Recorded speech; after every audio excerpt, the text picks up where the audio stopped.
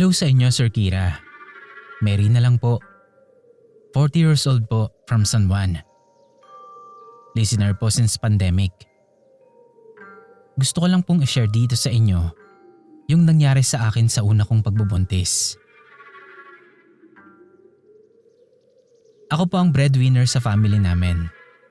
Panganay sa 3 magkakapatid. Lahat po kami ay babae. Late na akong nakapag-asawa kasi mas priority ko ang family ko. 33 na ako nung maging boyfriend ko si Noriel. After 2 years, nag-decide na kaming magpakasal. Ito pa lang kasi yung time na feeling ko, hindi na masyadong kailangan ng family ko ng tulong. Pero umaalalay pa rin ako. So after naming magpakasal, bumukod na kami ni Noriel. Nagplano na kami agad na magka-baby. Kasi syempre, delikado na para sa babae ang magbuntis kung mas tatagal pa. At nagtagumpay naman nga kami. Ilang months lang, nabuntis na nga ako. Regular ang dalaw ko. Kaya nung madelay ako, agad akong nag-test at positive nga. Excited kaming lahat nun. Lalo na ang parents ko.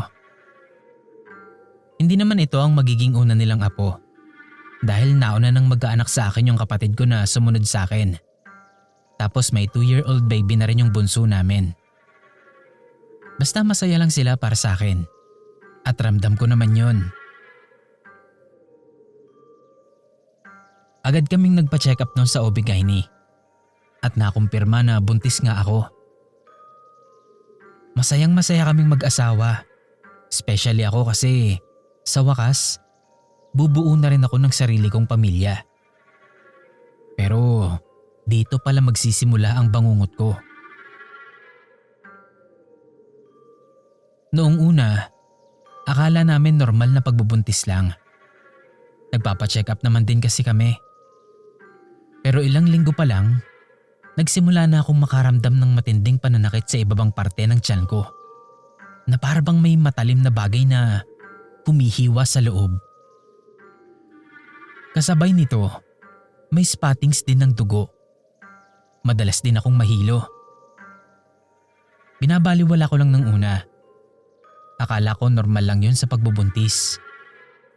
Dumalas din ang pananakit ng balikat at batok ko. May ilang beses din akong hinimatay. Buti na lang nga, palagi akong nasa sofa pag nangyayari yon. Hindi ko to sinasabi sa asawa ko nung una kasi ayoko nang makadagdag pa sa stress niya sa trabaho. Hanggang isang gabi nga, habang nasa sala kami ni Noriel, dinugo ako ng malala. Hindi ko na kinaya ang sakit nun at nawalan na ako ng malay. Isinugod daw ako ng asawa ko sa ospital. Hindi malinaw sa akin ang mga nangyayari noon. Minsan nagkakamalay ako saglit, pero malabo ang lahat. Hindi ko rin maigalaw ang katawan ko. Naririnig ko ang mga tao sa paligid ko. Parang nagkakagulo sila. At hindi ko alam kung paano. Pero biglang gumaan ang katawan ko. Para bang natanggal ang bigat. At nang imulat ko ang paningin ko, nakita ko ang sarili kong nakahiga. Nasa operating room ako. Tapos ang daming mga doktor at nurse ang nakapalibot sa akin. Abala sila sa pagkukumpres ng dibdib ko. Tapos narinig ko ang salitang cardiac arrest. Lahat sila nagkakagulo sa katawan ko. Walang nakakakita sa akin. Naisip ko, patay na ba ako? Inilibot ko pa ang tingin ko. May liwanag. Maliwanag na maliwanag. Parang pintuan na nakabukas. Sinundan ko yun. Tumagos ako sa pader ng operating room. Paglabas ko, nakita ko ang pamilya ko. Ang mama ko, iyak ng iyak. Habang yakap siya ng mga kapatid ko, na pilit siyang pinapakalma. Ang asawa ko naman, Halos hindi magkanda tuto sa kung paanong makakasilip sa maliit na siwang ng pinto ng operating room. Kita ko yung lungkot, takot at pag-aalala nilang lahat sa akin. Napatigil ako. Gusto ko silang yakapin. Gusto kong sabihin sa kanila na okay lang ako. Pero hindi nila ako nakikita. At siguradong hindi nila ako madidinig. Doon ko biglang narinig ang isang boses. Napakabanayad at lambing ng boses na yon. Para ako nitong niyayakap. Sigurado kong ibang lengguwahe yung salita niya. Parang kakaiba kasi. Pero parang naintindihan ko siya. Sa puso ko, malinaw ang mensahe. Anak, gising. Bumalik ka na. Pagkatapos nun, may kung anong malakas na puwersa ang humigop sa akin. Parang malakas na alon na bumabalik ulit sa dagat. Pagdilat ko, nasa katawan ko na ulit ako. Pero hindi ako makagalaw.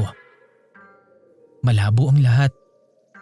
Ang paningin ko, pati ang mga nadidinig ko.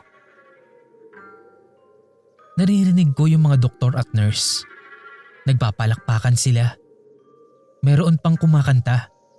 Pero hindi ko na maalala kung ano. Na-revive nila ako. Pero ilang segundo lang, nawalan ulit ako ng malay. Paggising ko ulit, nasa recovery room na ako. Katabi ko ang pamilya ko at ang asawa ko. Hawak nila ang kamay ko habang umiiyak sila. Nung maayos na ang lagay ko at nakakausap na ng maayos, doon ipinaliwanag sa akin ni Noriel ang nangyari. Ectopic pregnancy raw. Ibig sabihin, nagbuntis ako sa labas ng matres. Nabuo daw yung bata sa fallopian tube ko. At dahil lumalaki ito sa maling lugar, pumutok yung tube. Nagkaroon ako ng ruptured tube at internal hemorrhage. Kung hindi raw ako nadala agad sa ospital, baka raw wala na ako. Hindi ko makakalimutan ang karanasan kong yon. Near-death experience o baka hallucination lang. Pero malinaw sa akin ang mga nakita ko. Ang sarili kong katawan, ang pamilya kong nag-aalala, at ang liwanag na parang bukas na pintuan.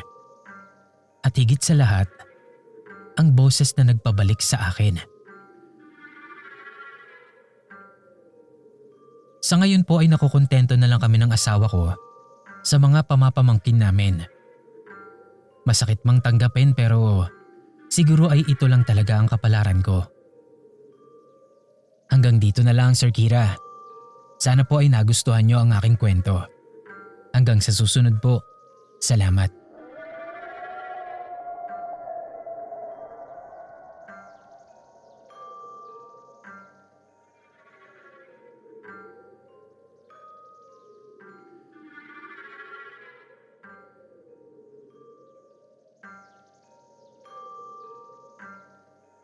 Mapagpalang araw po sa lahat. Isa po ako sa mga silent listener ninyo. Medyo matagal na rin, siguro bago pa mag-pandemic. At ngayon po, gusto ko naman mag-share ng sarili kong kwento. Tawagin mo na lang akong Pamela, Sir Kira. Hindi ako madaling magising kahit pa gaano kaingay ang paligid ko. Kaya nga nung ma-ospital ako, hindi naging problema sa akin kahit gaano pa kaingay yung mga kasama ko sa kwarto. Naoperahan ako sa appendix at ilang araw din akong na-confine noon sa ospital. Ang weird nitong nangyari sa akin. Sabi ng doktor na nakausap ko, wala daw kasi yung mga early warnings or signs na puputok na ang appendix ko. Totoo kasi, wala talaga akong naramdaman noon. Walang nananakit sa akin o sa tiyan ko banda. Hindi rin ako nagsuka, nahilo o nilagnat. Mahimbing lang akong natutulog noon. Tapos nagising na lang ako na sobrang sakit ng tiyan ko. Tapos idiniretso na ako agad ng pamilya ko sa ospital. At pagdating nga namin doon, diretso na din daw akong inoperahan pagkatapos ma-confirm na pumutok na nga ang appendix ko. Kinabukasan na ako nakausap ng doktor. Tinanong ako ng mga nangyari sa akin o yung mga ginawa ko bago yon. Pero wala kasi talaga eh. After ko lang naman kasing dumalaw sa kaibigan, nagstay lang ako sa bahay buong araw. Wala naman kaming ginawa ng kaibigan ko. Saktong tsismisan lang. Hindi kami uminom o kumain kasi surprise visit lang naman yung ginawa ko. At hindi din naman ako nagtagal doon. Umuwi din ako sa bahay. Pagkatapos nun, wala na akong ginawa. Dinalaw ako ng friend ko noon sa ospital. At nagulat din siya sa nangyari sa akin. Nung sabihin ko sa kanya yung sinabi sa akin ng doktor, natahimik at napaisip din siya. Tas biglang sabi niya na baka daw dahil sa dumalaw ako sa kanila. Sabi niya, lahat daw ng dumadalaw sa bahay nila ay nagkakasakit o minamalas pagkatapos lang dumalaw doon sa bahay nila. Meron daw kasing bantay yung bahay nila na yon. Mabuting bantay naman daw yon sa bahay nila. Ang problema, hindi nila alam kung bakit ganoon ang nangyayari sa mga bisita nila. Ayaw man daw niyang isipin na dahil yun sa bantay, ay wala naman daw makitang ibang dahilan. Masyado na raw maraming nangyaring ganon at parang ayaw na niyang maniwala na nagkakataon lang ang mga yon. Inisa-isa din niya yung mga nangyari. May isa na pagkatapos dumalaw sa kanila, na-aksidente sa motor. Isa naman pagka-uwi daw sa bahay, inatake ng epilepsy. Madami pa siyang sinabi na ganitong insidente. Pero meron yung iba na nag-overnight sa bahay nila at natira ng ilang araw sa bahay ay minalas.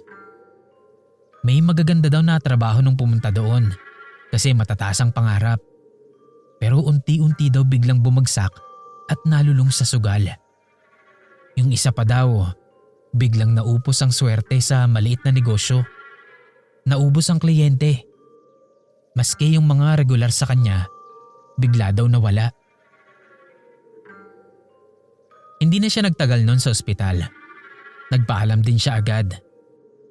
Ako naman ay napaisip na lang din. Pero hindi ko yun masyadong binigyang pansin.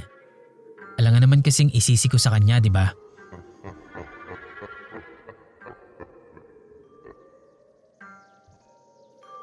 Tapos eto pa.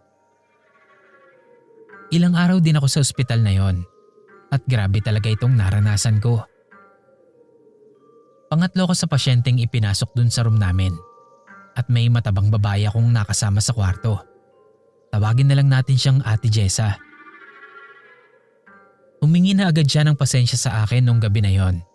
Kasi malakas daw siyang maghilik. Mabait naman siya. Medyo nakasundo ko nga.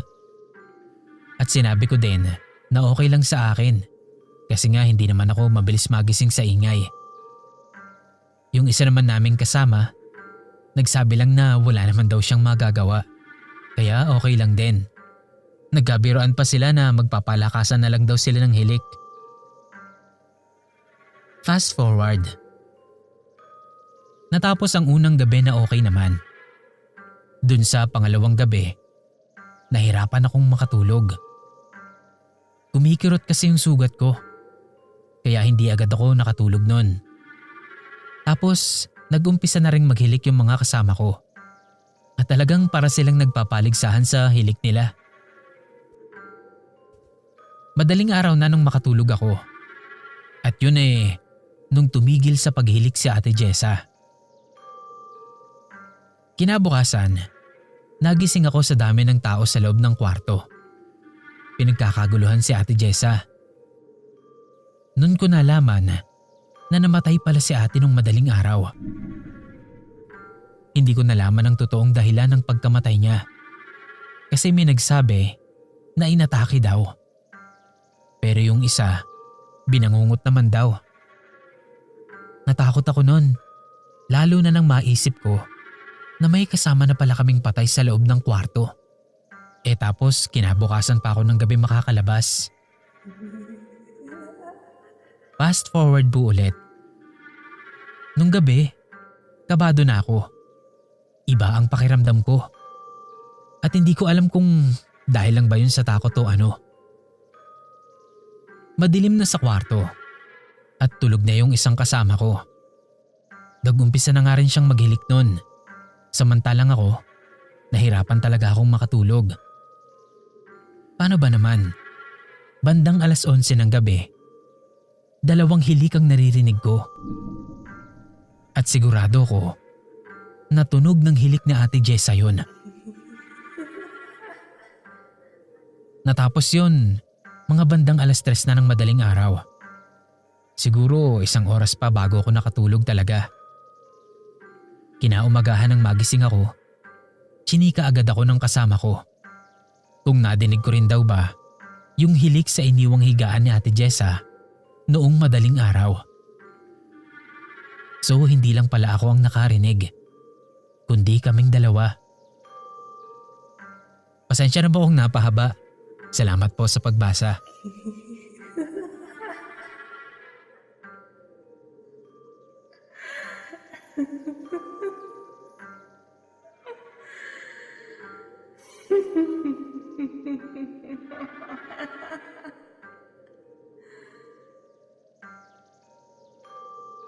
Buntis po ako nung mangyari ito. Tawagin mo na lang akong Rowena. Nagising ako isang umaga na dinudugo. Wala naman akong nararamdaman sa katawan ko noon. Kaya kahit paano, kinalma ko ang sarili ko.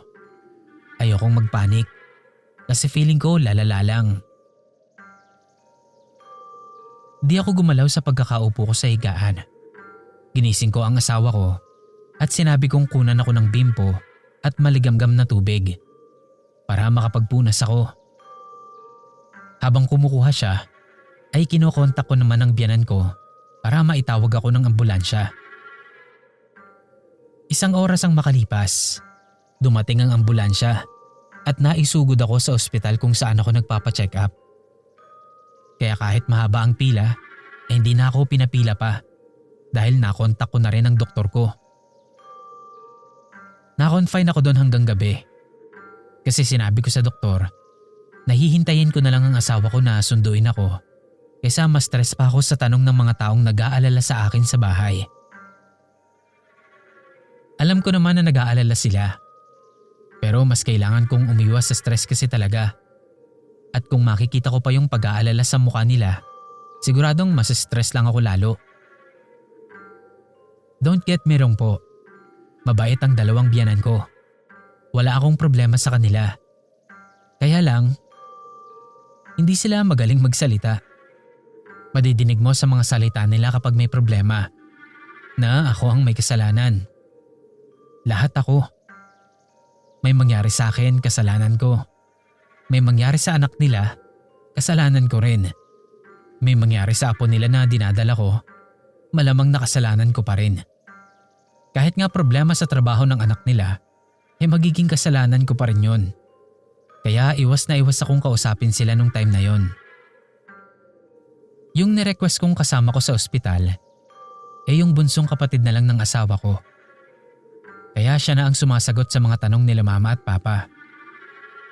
Tawagin na lang nating Lindy yung bunsong kapatid ng asawa ko. Di ito na. Nung araw na to, himalang kakaunti ang tao sa ospital. Ewan ko. Kapag pumupunta kasi ako doon for check-up, palaging sobrang dami ng tao. Pero nung time na to, nagkahimala talaga. Walang CR sa kung nasaan ako, kaya nagpasama pa ako kay Lindy para mag-CR. At in fairness, pati sa CR wala ding tao.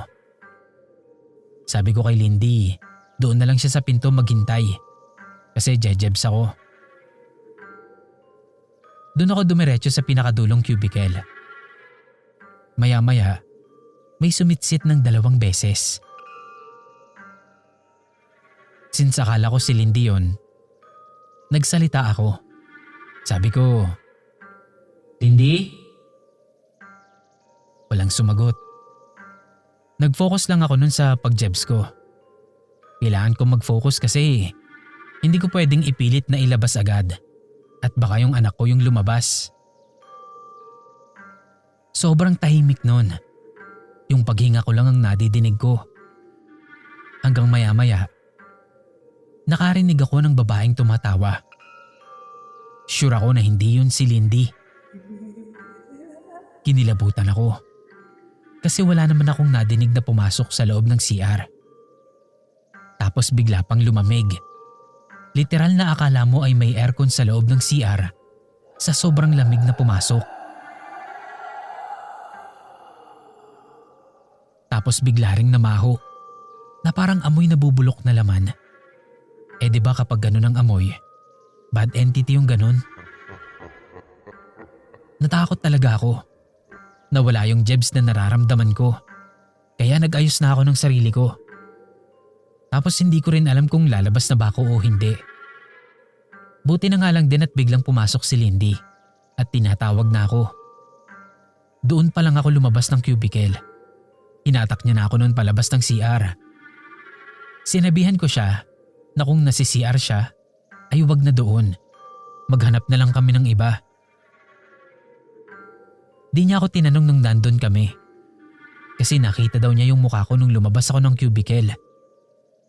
Nakwento ko na to sa kanya noong makauwi na kami.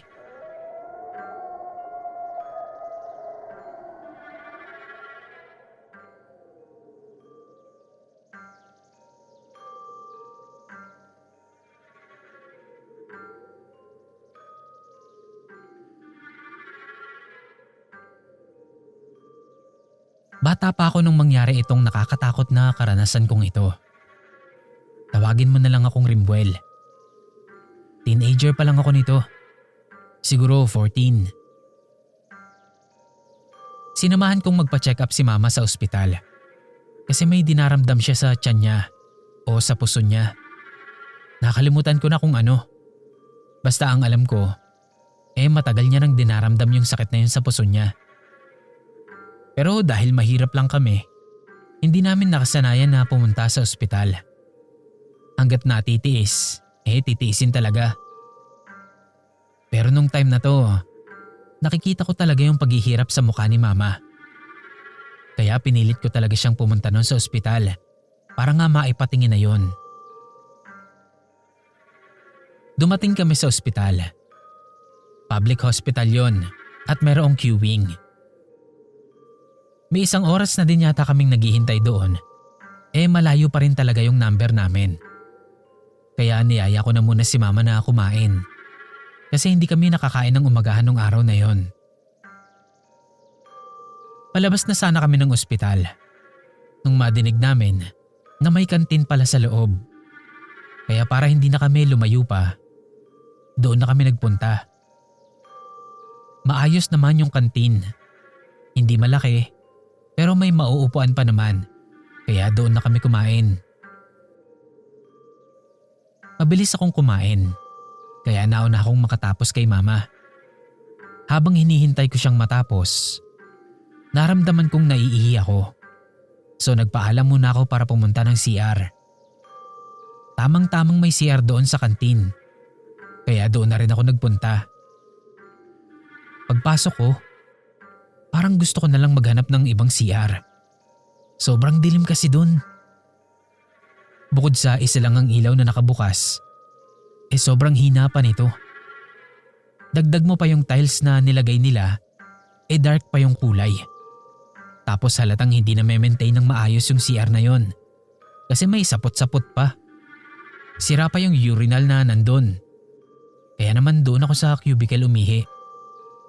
At dahil wala namang tao, hindi na ako nagsara ng pinto. Tumapat na lang ako sa bowl tapos umihi. Habang umiihi ako, napansin ko na parang dumilim sa cubicle kung nasaan ako. Pinili ko nga yun kasi yun yung pinakamalapit sa ilaw. Napalingon ako sa likod ko. Wala namang tao. At wala din naman akong nadinig na may pumasok. Kaya ewan, kinilabutan talaga ako nun. Pinilit ko ng bilisan ang pag-ihi ko. Nung makatapos ako at nagsasara na ng zipper ko, medyo nahirapan akong itaas yun. Napatingala ako. Sakto naman nun, pagtingala ko, nakita ko na may ulong nakalaylay sa itaas. Hindi ko alam kung nakatingin siya sa akin kasi nakatakip yung mukha nito ng buhok niyang buhaghag. Napasigaw ako nun sa takot. At kahit na hindi ko pa naisasara ng maayos yung pantalon ko, tumakbo na ako palabas. Tinginan sa akin yung mga malapit sa CR eh. Hingal na hingal ako nun kahit hindi naman malayo yung tinakbo ko. Ikinuwento ko yun kay mama pero hindi siya naniwala. Hindi kasi siya naniniwala talaga sa mga multo. Pero ako, pagkatapos ng nangyari na yun sa akin, naniniwala na talaga ako.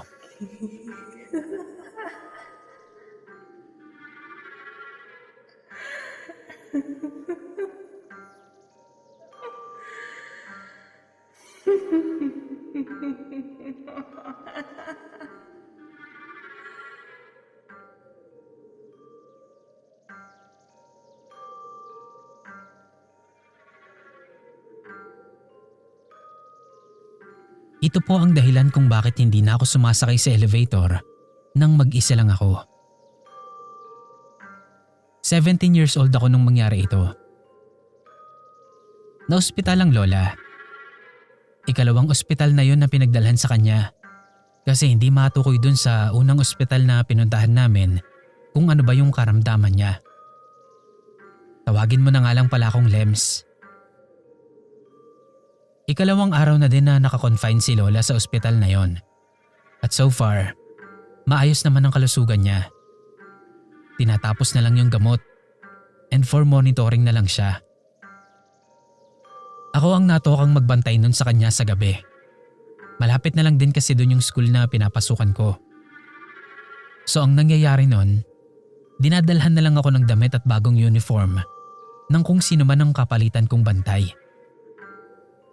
Hindi talaga ako umaalis nun sa kwarto ng lola ko kapag nandun na ako. Ewan ko ba? Basta nasa ospital ako, ikinikilabutan talaga ako. Kung bakit ba kasi ang hihina ng ilaw sa ospital eh. Ang dilim palagi. Tapos private hospital pa yun ah. Doon pa sa kabilang wing ng ospital, makikita mo na may nagpapatay sinding ilaw. Buti na lang talaga hindi kami napunta ron.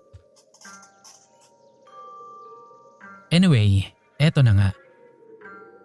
Dumating yung tita ko kasama yung anak niya na pinsan ko na nasa 5 years old pa lang. Naglalaro siya di kalayuan sa kwarto. Samantalang kami ni tita at lola nag-uusap-usap. Sinusulyap-sulyapan ko lang yung pinsan ko. Baka kasi lumabas. O baka may pumasok sa kwarto. Matamaan siya ng pinto. Wala namang kakaiba sa kanya. Pero may isang pagkakataon na biglang bumukas yung pinto. Kaya napatayo ako. Akala ko kasi may papasok na nurse. Pero wala. Napatingin ako sa pinsan ko. Nakatingin din siya sa labas. Kaya ako, nakabantay lang sa kanya. Lalapit sana ako para isara yung pinto. Pero bigla din yung nagsara ng kusa. Nagulat nun yung pinsan ko. Tapos tumakbo siya papalapit sa amin. Maski ako nagulat nun eh. Natakot din ako ng konti. Pero hindi ako nagpahalata. Sila lola at tita, hindi napansin yung nangyari. Basta tuloy lang sila nun sa pag-uusap nila. Ilang gabi pa akong magsistay doon. Kaya ayoko rin talagang takutin ang sarili ko. So ipinagsawalang bahala ko yon. Wala naman kasing nangyayaring ganun nung mga unang araw. Baka hindi lang nilabet yung pinsan ko kasi medyo maingay siya. Mga bandang 8:00, inutusan ako ni tita na bumili ng makakain sa labas. Binigyan niya ako ng pera. Tapos pinasama niya sa akin yung anak niya. E di go. Bumaba kami. Bumili ng pagkain. May nakakasabay pa kami nun bumaba. Pero nung pabalik na kami na lang ng pinsan ko ang magkasama sa elevator. Pinindot ko yung floor namin. Hinintay ko yun na kusang magsara. Pagka-close ng elevator, umandar na yon. Nagsi-cellphone lang ako. Hindi ko napansin agad na lumagpas na pala kami sa floor namin. Nung mapansin ko, inulit-ulit kong pindutin yung floor namin. Hanggang sa magbukas yun sa 6th floor. Napamura na lang ako kasi walang kailaw-ilaw dun sa floor na yon.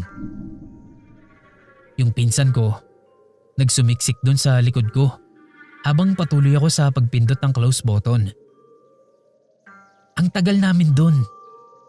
Tapos naramdaman ko na pumasok na rin sa loob ng elevator yung lamig galing doon sa floor na yon.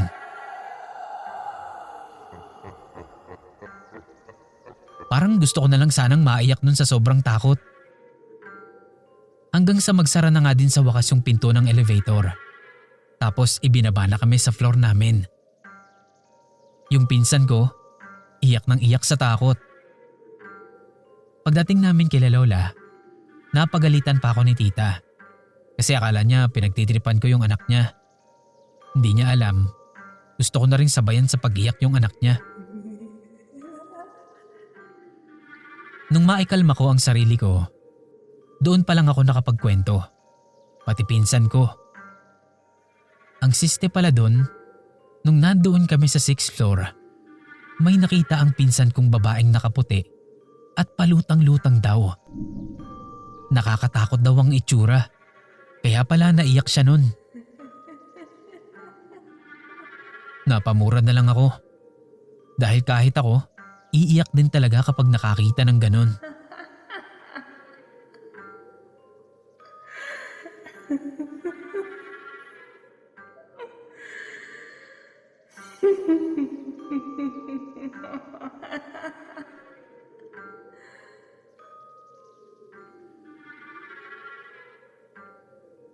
Na-ospital nun ang anak ko. Akala ko talaga may kasama kami sa kwarto ng ma-ospital at ma-confine ng 2 araw ang anak ko. Tawagin mo na lang akong Kay. 3 araw nang nilalagnat ang anak ko noon. Kaya nag-decide na akong dalhin siya sa ospital. Pagkatapos ng check-up, tinanong naman ako ng doktor kung gusto ko daw bang i-confine ang anak ko o iuwi na lang at resetahan na lang ng gamot. Mas pinili kong i-confine kasi 3 araw na ngayong lagnat niya at nag-aalala din ako para kasing hindi na tumatalab yung gamot at saka walang nagbabago sa temperatura niya. Pagpasok namin sa room, akala ko talaga may kasama kaming ibang pasyente kasi merong isang bed doon na nakasara ang kurtina. Hindi ko pinansin, mas nakatuon ang pansin ko sa anak ko. Kasi halos ayaw na rin niyang kumain kung hindi ko pa siya pipilitin. Nung makatulog na siya nung gabi, nahiga na rin ako sa upuan na nandoon lang. Hindi pa ako agad natulog nun kahit na antok na talaga ako. Kasi alam ko meron pang gamot na ibibigay sa anak ko. Kaya mas pinili kong hintayin na lang muna yon bago ko matulog. Bandang 9 PM nang maibigay yung gamot. Kaya nag-relax na ako. Nahiga ako at nakinig kay Papa Jack. Naka-earphone ako noon pero sa isang tenga lang. Para kung sakaling magising ang anak ko at tawagin niya ako, madidinig ko agad. Hindi rin nga nagtagal, nagising siya. Naiihi daw siya. So tinulungan ko siyang tumayo at inilalayan sa CR. Nasa labas lang ako ng pinto ng CR. At mula doon, may nakita akong paa sa ilalim ng kurtina ng kabilang bed. So sa isip ko, nakumpirma ko na may kasama nga kami doon sa loob ng kwarto. Paglabas ng anak ko, inilalayan ko lang siya ulit na mahiga. Hinintay ko siya saglit na makatulog bago ko nahiga at natulog na. Madilim pa nang magising ako sa ingay ng ungol. Akala ko yung anak ko, kaya napaupo ako. Sinilip ko siya pero tulog na tulog pa rin naman. Kaya nahiga na lang ulit ako noon. Bago ko nakatulog, nakarinig pa ako ng isang malakas na paghinga na nanggagaling doon sa isang pasyente na nakatalukbong ng kurtina. Hindi ko alam kung tatawag ba ako ng nurse o hindi.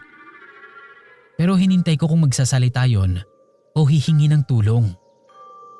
Pero hindi naman nangyari. Kaya tingin ko, okay lang siya. So bumalik na ulit ako sa pagtulog ko. Kinabukasan habang chinecheck ng nurse yung anak ko, naalala ko yung nangyari nung gabi. Hinintay ko muna na matapos sila ng anak ko bago ko yun sinabi.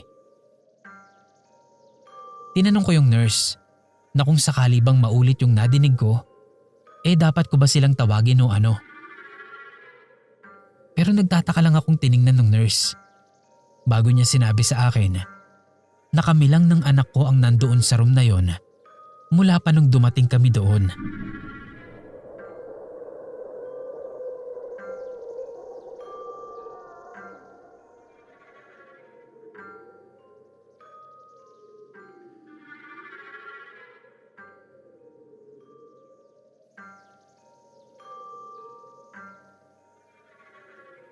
Eleven years old po ako nung mangyari ito. Hapon yun. Dumating sa bahay namin ang mga kapatid ni Papa kasama ang kanilang mga asawa. Punong-puno ang sala namin nun, pero ang usapan nila mabigat. May ilan sa mga tita ko ang umiiyak, kaya tahimik lang ako nun. Nakikinig lang ako, kahit hindi ko pa talaga lubos na naiintindihan ang nangyayari. Sa huli, nagkasundo silang lahat. Lahat kami matutulog sa bahay nila lolo at lola. Bedridden na noon si lolo. Matagal na siyang labas-pasok sa ospital. Hanggang sa dumating na nga ang araw na siya na mismo ang tumanggi na bumalik. Madalas pa nga niyang sabihin sa aming mga apo niya na tanggap na raw niya kung sakaling kukunin siya. Hindi ko alam noon. Pero ayon sa kwento ni tita, madalas daw mag-hallucinate si lolo. Gabi-gabi raw nitong nakikita ang mga kapamilya nila na matagal nang namayapa. Nakatayo sa paligid ng kama niya. Kasama raw doon ang kapatid nila na una nang nawala. Tuwing madaling araw, umiiyak lang daw si lolo habang nakatingin sa may bandang paanan ng kama. Isang gabi, natutulog sa lapag ng kwarto ni lolo sina lola at tita. Nagising daw si tita sa gitna ng gabi na para bang hirap na hirap siyang huminga. Pagdilat niya, nakita niya raw ang napakaraming taong nakatayo sa loob ng kwarto. Lahat nakaharap kay lolo. Sa sobrang takot, nagtalokbong na lang daw siya ng kumot noon. Doon niya naisip na malapit na talagang kunin ng tatay nila. Kinabukasan, isa lang ang hiling ni lolo kay tita. Gusto kong makita ng kumpleto ang pamilya ko dito sa tabi ko. Wala pang cellphone noon, kaya isa-isa talagang pinuntahan ni tita ang mga kapatid niya, gaano man sila kalayo. Kaya parang biglang nagkaroon ng reunion. Lahat kami nandoon sa bahay nila lolo at lola. Pagsapit ng gabi, kahit nasa kabilang kwarto ko, rinig ko ang sigaw ni lolo. Nagunahan kaming lahat noon na pumunta sa kanya. Isa-isa kaming lumapit sa kama. Kita ko sa mukha niya na masaya siya. Totoong masaya. Nakangiti, umiiyak, habang tinitignan kaming lahat na nakapalibot sa kanya. At doon ko nakita ang pagtulo ng luha niya. Siguro masaya talaga siyang makita na nandoon kaming lahat. At ilang segundo lang pagkatapos noon, pumikit na siya. Pagtingin ko sa mga tito at tita ko, lahat sila nag-iiyakan na. Pati si lola na nasa tabi ni lolo. Ang ipinagtataka ko lang nun, sobrang dami namin sa loob. Punong-puno kami. Kahit na sigurado naman ako na kami-kami lang talaga ang nasa bahay. Late ko na na-realize na hindi tao yung ibang nandoon. Kasi maliwanag sa kwarto. Pero karamihan sa mga nakita ko doon, kung hindi sobrang labo, sobrang dilim naman ang muka. Tipong hindi ko masabi kung anong itsura nila. At hindi lang ako ang nakakita nun. Maski yung isang pinsan ko na mas bata sa akin ay nakita rin sila. Nadinig kong tinanong niya yung isa naming tita kung sino daw yung mga nakikita niya. Meron siyang itinuturo sa sulok na malapit sa aircon. Nakikita ko din yun, pero hindi malinaw. Akala ko pa nga malabo na ang mata ko nun. Pero nagtataka din ako kasi kapag kapamilya ko naman ang tinitignan ko, nakikita ko naman sila ng malinaw. Sumasakit din ang ulo ko kapag pinipilit ko silang tignan.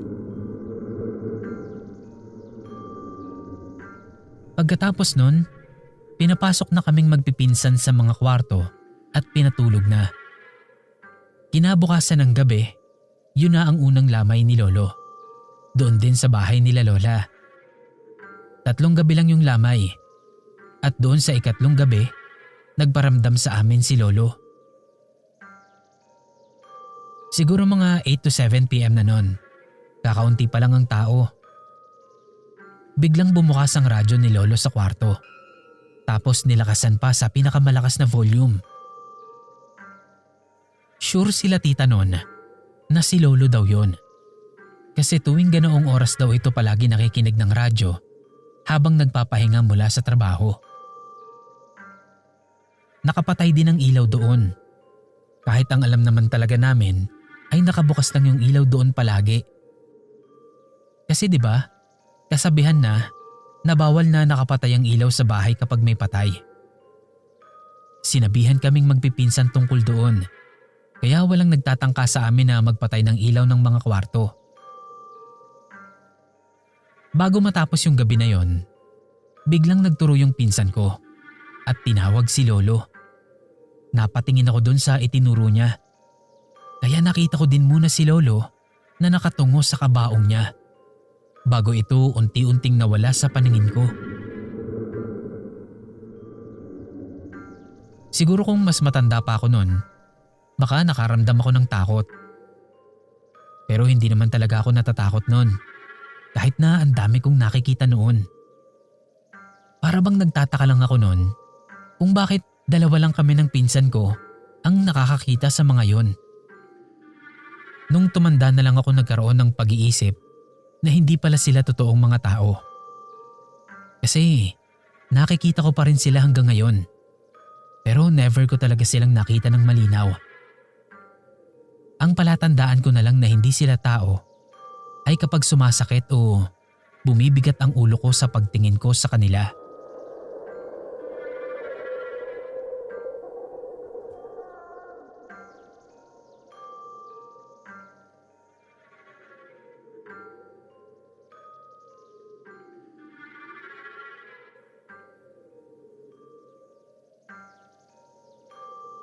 Tawagin mo na lang akong Rod.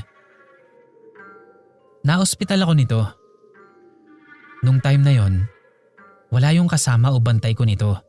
Kaya naisipan kong maglakad-lakad muna. Galing ako noon sa minor injury, kaya bawal pa akong maglakad ng matagal. Pero hindi kasi ako mapakali sa kwarto ko. Para bang may kasama ako doon kahit wala naman talaga. Kaya kahit makirot yung sugat ko, mas ginusto kong maglakad-lakad sa labas. Anyway, paggabi na nang maisipan kong bumalik sa kwarto ko. Napapagod na kasi ako noon kakalakad. Hindi pa rin nakakabalik yung kasama ko. Pagpasok ko sa room, ganun pa rin. Ang bigat pa rin ang pakiramdam ko dun sa loob. Tinapangan ko na lang ang sarili ko.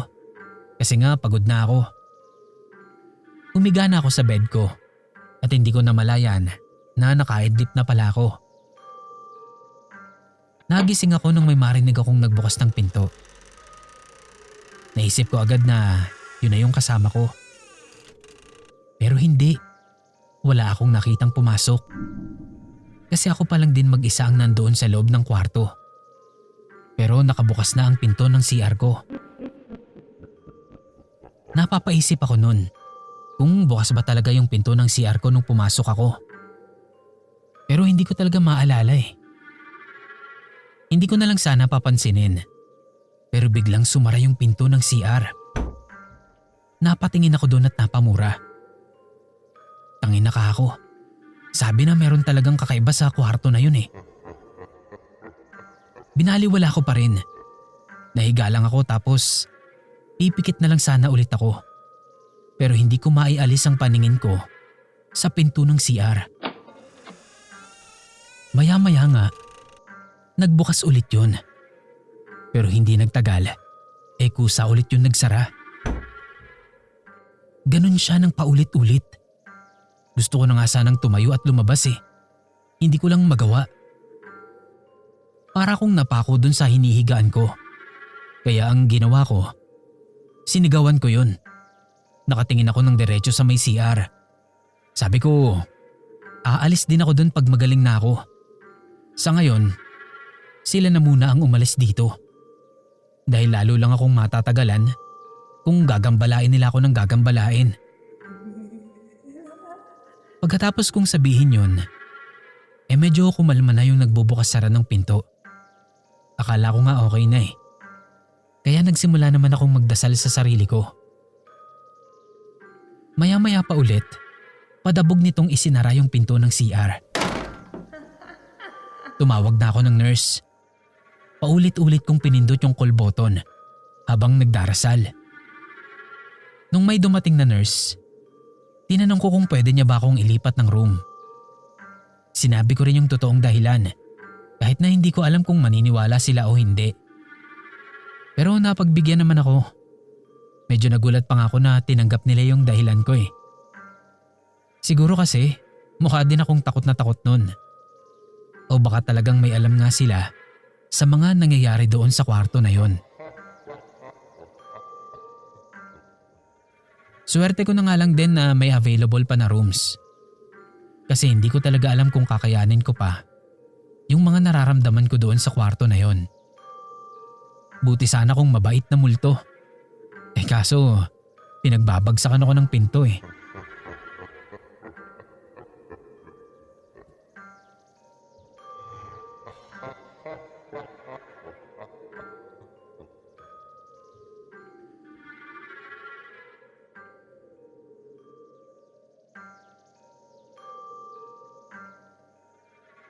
Hello, tawagin mo na lang akong Kix. Kwento ko lang itong karanasan ko sa isang ospital kung saan ako madalas. Labas-pasok ako sa ospital.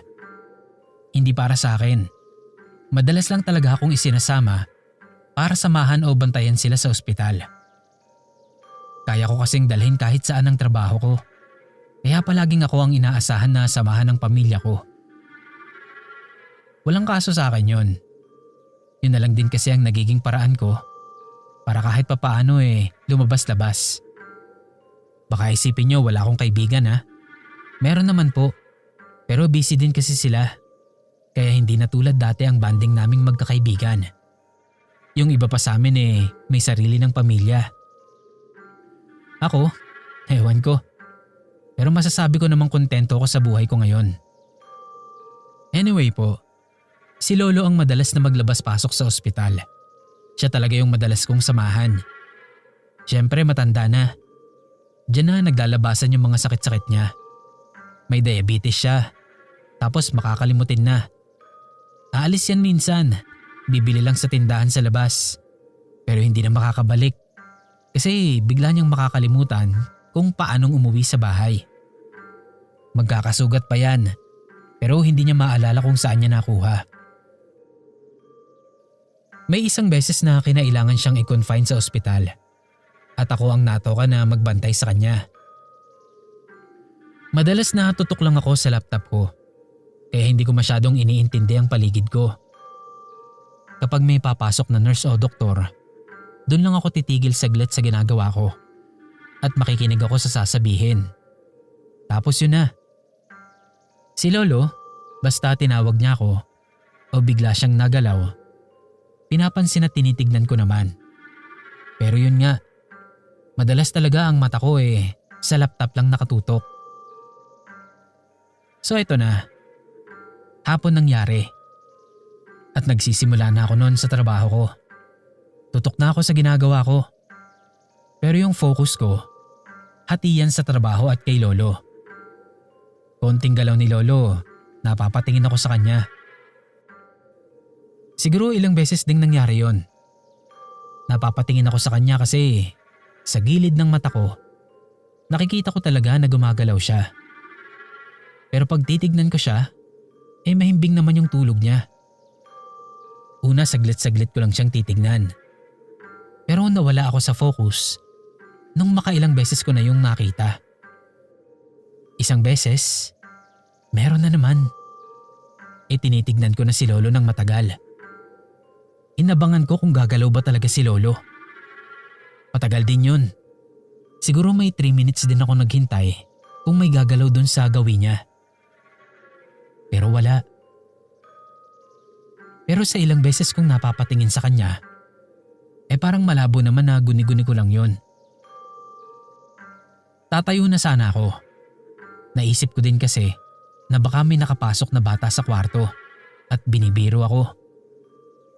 Pero bago pa ako makatayo, biglang umangat yung kanang kamay ni Lolo. Mabilis na pag-angat lang. Yung parang nagulat. Kaya naisip ko na baka tulad lang din yon nung mga panaginip na akala mo nalalaglag ka. Kaya bumalik na lang ulit ako sa trabaho ko. May konting kaba, pero hindi ko na lang din pinansin.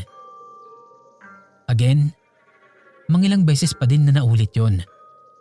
Kaya titignan ko lang yun saglit, tas ibabalik ko na ulit ang paningin ko sa laptop. Hanggang maya-maya pa nga, biglang nalaglag yung isang pack ng diaper ni Lolo. Kinabahan agad ako. Ako kasi ang naglagay nun sa table. At doon yun nakalagay sa sulok dahil nga malaki siya. Kaya naman paanong malalaglag yun mula doon? Tapos yun lang ang nalaglag? Yung ibang gamit na nasa harap ng diaper, parang nagalaw lang ng konti. Sa takot ko nung time na yon, nagplay na lang ako ng Christian songs. Hindi ko alam kung may magagawa ba yun sa nangyayari o makapagpapaalis ng entity. Pero kahit paano, nakakawala naman ng takot. Tapos nun nagpatuloy na lang ako sa trabaho ko nang may konting kaba.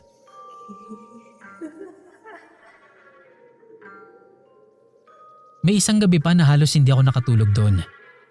Kumbaga, mababaw lang ang tulog ko. Ang tanging ilaw lang na bukas sa kwarto namin yung sa CR lang. Tapos nadinig ko na biglang nagbukas yung gripo sa CR. So nagising ako. Nakita ko naman si Lolo na tulog pa rin sa higaan niya. Kaya hindi ko na yun pinansin. Nagtalokbong na lang ako at pinilit na makatulog na talaga. Sa isip ko, kung kaya niyang magbukas ng kusa, magkusa din siyang patayin yung gripo. Wala na akong pake. Di naman ako magbabayad nun . Pero matagal pa bago ko nakatulog nun. Kasi nakita ko pa, kahit na nakatalokbong na ako, na nagbukas sara din yung ilaw ng CR.